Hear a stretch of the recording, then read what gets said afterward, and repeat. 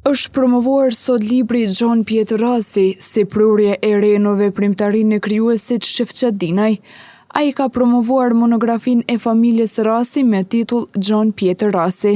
Libri Gjon Pjetër Rasi, jeta dhe vepra, është monografi familjare cila trajton të bëmat e personazhit kryesor, luftëtarit dhe adhëtarit shqiptar Gjon Pjetër Rasi dhe familjes Rasi në Shqipëri dhe Kosovë.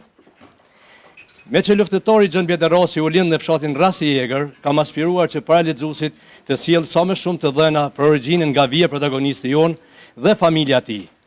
Fillimisht do të flasim për fisin Berish, Shqipëri-Kosovë, përfaqësuesit të cilit është kjo familje. Pastaj për bajraqet e Mirditës e konkretisht për bajrakun e Kuzhninit, bajrak të cilit i takon edhe banorët e Rasit të Jegër dhe Gjon Pjetër Rasi.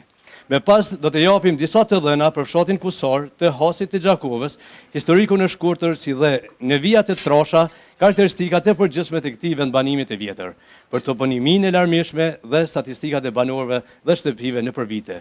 Në mungesë të redaktorit të veprës, profesor Besim Muhadrit, recensionin e tij u lexua nga profesoresha Luljeta Hysenaj. Libri Gjon Pjetër Rasi, jeta dhe vepra, është një monografi me vlerë të shumëfisht familjare dhe historike, që trajton jetën dhe veprimtarinë e adhëtarit shqiptar Gjon Pjetër Rasi, si dhe trashëgimin e familjes Rasi në Shqipëri dhe në Kosovë.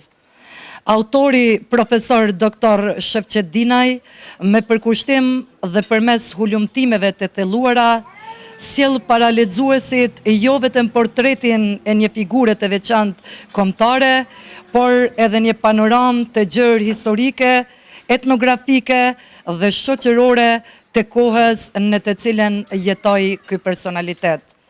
Struktura e librit mbështet në disa boshte themelore, si origjina dhe konteksti etnografik, Rasi i Egër dhe Kusari, figura e Gjon Pjetër Rasit, kontributi i qetës së tij, aspekti dokumentar dhe mesazhi historik e kombëtar.